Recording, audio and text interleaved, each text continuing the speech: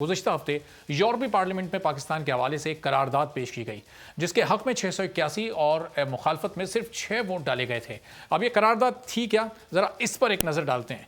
करारदाद में यूरोपीय कमीशन से यह मुतालबा किया गया कि वो पाकिस्तान को GSP+ के तहत दी गई तिजारती रियायतों पर फौरी तौर पर नज़रसानी करे। करारदाद में पाकिस्तान की हुकूमत पर यह जोर दिया गया कि वो तौहीन रिसालत के कानून की दफ़ा 295C और B को ख़त्म करे और साथ ही ये भी मुतालबा किया गया है कि हुकूमत पाकिस्तान इंसदाद दहशतगर्दी 1997 के कानून में तरमीम करे ताकि तौहीन रिसालत के मुकदमात की समाअत इंसदाद दहशतगर्दी की अदालतों में ना की जाए और तौहीन रिसालत के मुकदमात में मुल्ज़िमान को ज़मानतें मिल सकें।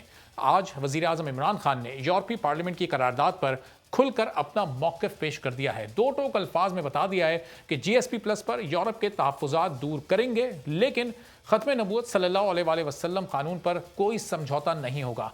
अब यहाँ सवाल ये पैदा होता है कि यूरोप तौहीन रिसालत को रोकने के बजाय ऐसे नाज़ेबा इक़दामात के ख़िलाफ़ कार्रवाई करने के बजाय वो पाकिस्तान के कवानीन तब्दील करने का मुतालबा कर रहा है। अब ऐसी सूरत में अगर पाकिस्तान पर ज़ोर डाला जाता है या तिजारती तौर पर अगर पाकिस्तान पर कुछ पाबंदियाँ आयद की जाती हैं तो फिर पाकिस्तान को आगे इस सिलसिले में क्या करना चाहिए। इसी में मुफ्ती ज़ुबैर साहब हमारे साथ मौजूद हैं, किसी तारुफ के मोहताज नहीं हैं। तो मुफ्ती साहब, पाकिस्तान तो अभी अमली तौर पर कोई कदम उठा भी नहीं सका था, एहतजाज वगैरह हुए, उसके बाद ज़ाहिर दोनों फरीकों की हुकूमत की और उन लोग की आपस में डील हो गई TLP की, लेकिन यहाँ तो करारदाद मंजूर भी हो गई। यूरोपीय पार्लियामेंट से मुतालबा भी कर दिया गया कि अब इस तरह पाकिस्तान को ये जो रियायतें दी जा रही हैं इनको ख़त्म करना है। तो ये तो आगे पाकिस्तान मुश्किलात में कुछ घिरता हुआ महसूस हो रहा है मुफ्ती साहब।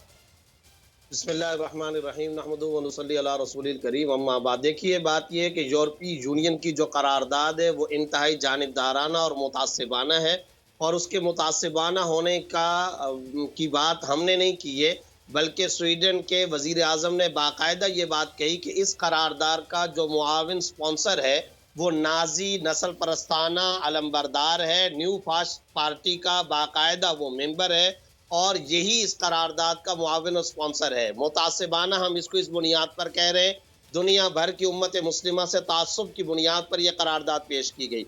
इसके अलावा जो बात प्रोपेगेंडे के तौर पर पेश की जाती है कि पाकिस्तान में अक़लियतों के तहफ़्फ़ुज़ात है, पाकिस्तान में इस बात पर हम कसम खा सकते हैं, पाकिस्तान के आईन और कानून के मुताबिक समाज प्लस माशरे के अमली तसव्वुरात और मज़ाहिरों के मुताबिक पाकिस्तान में अक़लियतें मुकम्मल तौर पर महफूज हैं, उनको बुनियादी आज़ादी का तहफ़्फ़ुज़ हासिल है। और एक दावा है हमारा, बड़े शरह सदर के साथ ये दावा है, दुनिया के किसी मुल्क में अक़लियतें इतनी महफूज नहीं है जितनी पाकिस्तान के अंदर महफूज है।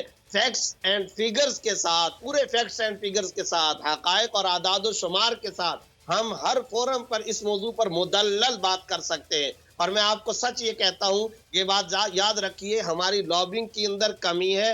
दर्द दिल के साथ, जज्बे हुब्बुल वतनी के साथ मजबूत लॉबिंग की हमें ज़रूरत है ताकि पाकिस्तान इस प्रेशर से निकल आए। साथ ही साथ ये बात ध्यान में रखिए, कहा यह जा रहा है कि GS+ को हम ख़त्म कर देंगे, रियायतें ख़त्म कर देंगे, तिजारती कंसेशन और रियायतें ख़त्म हो जाएंगी, 295C को ख़त्म किया जाए। खलवाड़ है ये तो मुसलमानों के साथ, ये तो पाकिस्तान के अंदरूनी मामलात में मुदाखलत है, ये तो किसी के मजहब और दीन के अंदर मुदाखलत है। हम तो नहीं कहते बरतानिया की मलका के स्टेटस को ख़त्म किया जाए, दुनिया भर के मुख्तलिफ किस्म की शख्सियात का जो स्टेटस है उसको ख़त्म किया जाए। हमारे आईनी कानूनी तौर पर सरकार दो आलम सल्लल्लाहु अलैहि वसल्लम के नामूस के तहफ़्फ़ुज़ का मसला तयशुदा है, इसको तब्दील नहीं किया जा सकता। साथ ही एक बात ज़हन के अंदर रखें, ये कहना कि 1997 के कानून के अंदर भी तरमीम की जाए ताकि इंसदाद दहशतगर्दी के ज़ुमरे में इसको ना लाया जाए और तौहीन मज़हब और तौहीन रिसालत वाले मुजरिम को दहशतगर्दी के तौर पर ट्रीट ना किया जाए। हमारा दावा यह है कि रूए जमीन पर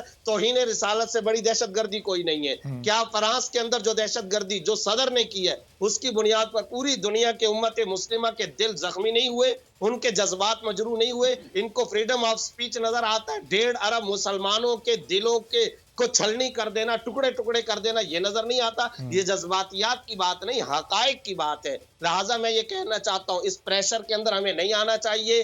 दुनिया में बहुत बड़ी है, अर्जुल्लाहि वासिआ, चाइना की मार्केट है और बहुत सारी मार्केट है, हमें उसकी तरफ भी जाना चाहिए, लॉबिंग भी करनी चाहिए, इनको ये बात समझानी चाहिए। और प्लस मैं ये कहना चाहता हूँ, वजीर आजम साहब का आज का ये बयान بڑا حوصلہ افزا اور قابل تحسین و خوش آئند ہے کہ انہوں نے کہہ دیا ہے کہ ہم توہین رسالت کے قانون میں ترمیم اور تبدیلی نہیں لائیں گے. ضرورت اس بات کی ہے کہ تمام مسلم ممالک کے وزرائے اعظم اور اپنے ہم منصب جتنے افراد ہیں ان کو قائل کیا جائے, ان کو مائل کیا جائے, ان کو اس پر لایا جائے, ناموس رسالت کے مسئلے کو مشترکہ اور متحدہ اور متفقہ مسئلہ بنایا جائے. اور مفتی صاحب ظاہر ہے وزیر اعظم چاہتے بھی ہیں کہ تمام مسلم ممالک کے سربراہان کو جمع کر کے پھر ایک متفقہ طور پر موقف یورپی ممالک کے خصوصاً فرانس کے سامنے رکھا جائے, لیکن اب ایسے حالات میں جب یہ قرارداد بھی منظور ہو گئی تو لگتا نہیں ہے کہ یورپی ممالک اس بات کو سمجھنے کے موڈ میں ہے, فیصلہ کر چکے ہیں کہ انہیں یہ شاید ماننا نہیں ہے, سننا نہیں ہے, سمجھنا نہیں ہے. پھر ایسے حالات میں کیا کرنا چاہیے اگر سامنے والا فریق ماننے پر راضی ہی نہ ہو تو؟ نہیں ہو سکتا ہے, میں عرض کرتا ہوں عرب ممالک کو, اسی طرح ملیشیا کو, انڈونیشیا کو, تمام مسلم ممالک کو, ترکی کو, سعودی عرب کو, ان ممالک کو اگر آن بورڈ کیا جائے, ان سے باقاعدہ بات چیت کی جائے, اور پھر یہ سب مسلمان ہیں, محمدی ہیں, نبی صلی اللہ علیہ وسلم کے امتی ہیں, کم از کم یہ چنگاری تو ہر مسلمان کے دل کے اندر موجود ہے کہ اس طرح کا ان کا یہ مطالبہ کتنا غیر جانبدارانہ ہے. اچھا کہا کیا جاتا ہے ڈیموکریسی, جمہوریت, 1.5 ارب مسلمانوں کے جذبات, کوئی جمہوریت نہیں ہے کیا؟ یہ جمہور نہیں ہے کیا؟ یہ سارے کے سارے انسان نہیں ہیں کیا؟ ان کے جذبات نہیں ہوتے کیا؟ ان کے احساسات نہیں ہوتے کیا؟ ان کی قلبی تمنائیں اور آرزوئیں نہیں ہوتی کیا؟ ان کی وفا اور وابستگی کسی کے ساتھ نہیں ہوتی؟ چند ٹکے پیسوں کی رعایتی, تجارتی اور مادی ہم رعایتوں کی بنیاد پر سرکار دو عالم صلی اللہ علیہ وسلم کی توہین کے قانون کو تبدیل کر لیں گے؟ ایسا نہیں ہو سکتا. پریشر آتے رہتے ہیں لیکن اللہ کی مدد بھی پاکستان کے ساتھ ایسے تمام مواقع پر ہوتی ہے. لہٰذا ہمیں باقاعدہ ان تمام مسلم ممالک کو ان کے صدور وزرائے اعظم, ترکی, سعودیہ, مسلم ممالک, جکارتا, انڈونیشیا, ملیشیا کو آن بورڈ کرنا چاہیے, مسلم ممالک کے سفراء کو لینا چاہیے, اور جب ہم اس طرح سربراہی کانفرنس OIC کی سطح پر تمام مسلم ممالک کے تمام لوگوں کو آن بورڈ کریں گے, پاکستان اس پریشر سے نکل آئے گا. اور میں پہلے کو کہہ چکا ہوں یہ صرف سیاسی مقاصد کے لیے دباؤ اور پریشر ڈالنے کی ناکام سازش ہے.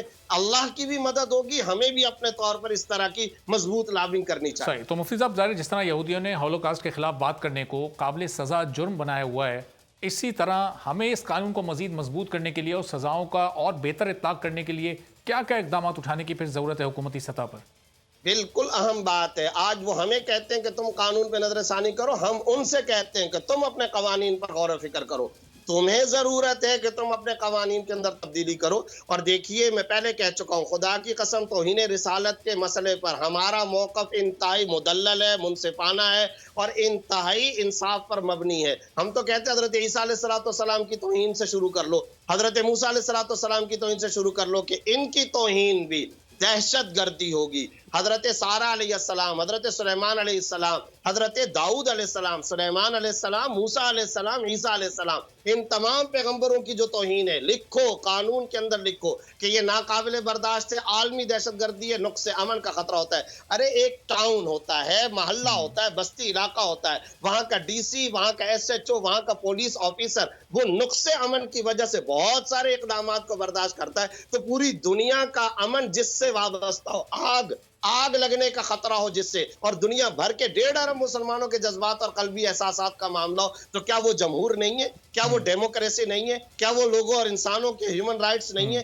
کیا وہ انسانوں کے بنیادی حقوق نہیں ہے؟ مفتی صاحب کیسی ہی معاشی یا تجارتی پابندیاں لگا دی جائیں, اس معاملے پر آپ سمجھتے ہیں نا کہ پاکستان کو ظاہر ہے 1 انچ بھی اپنے موقف سے پیچھے نہیں ہٹنا چاہیے اور حکومت کو اس میں بہادری کے ساتھ اپنا موقف پیش کرنا چاہیے؟ توکل کرنا چاہیے, اللہ کی مدد ہوگی. ان تنصر اللہ ینصرکم, اگر تم اللہ رب العزت کے دین کی اور محمد رسول اللہ کے ختم نبوت, اس سے بڑھ کر ہمارے پاس متاع ہے کیا؟ ہمارے پاس دولت ہے کیا؟ ارے تجارتی مادی کنسیشن بھی کوئی چیز ہوتی ہے, کوئی 2 ٹکے پیسے بھی کوئی چیز ہوتی ہے. اس بنیاد پر اگر ہم کھڑے ہو جائیں, اللہ ہماری ضرور مدد کرے گا. اور مجھے تو ایسے تمام مواقع پر رسول اللہ صلی اللہ علیہ وسلم کی وہ حدیث یاد آتی ہے کہ آخری زمانے میں سارے کافر اس طریقے سے جمع ہو کر مسلمانوں کو کاٹ کھانے کو دوڑیں گے جس طرح دسترخوان پر بیٹھ کر ایک دوسرے کو بلاتے, تم بھی آ جاؤ کھانے کے لیے, تم بھی آ جاؤ, تم بھی آ جاؤ. وہ حدیث مجھے یاد آتی ہے جب میں نے آج یورپی یونین کے اس طرح کے تمام لوگوں کو دیکھا کھڑے ہو کر وہ پاکستان کی قرارداد, پاکستان کے خلاف قرارداد منظور کر رہے تھے. ایسے موقع پر مسلمانوں کو کیا کرنا چاہیے؟ نبوی تعلیم یہ اتحاد, یکجہتی, موت سے ڈر کو ختم کرنا چاہیے. حب الدنیا و کراہیت الموت، مادی، یہی تو نبی نے فرمایا، حب الدنیا، دنیا کی محبت سے ہمیں نکل کر کے آنا چاہیے. اللہ کی ذات پر توکل کریں گے، انشاءاللہ ثم انشاءاللہ معاشی اعتبار سے بھی خدا ہماری مدد کرے.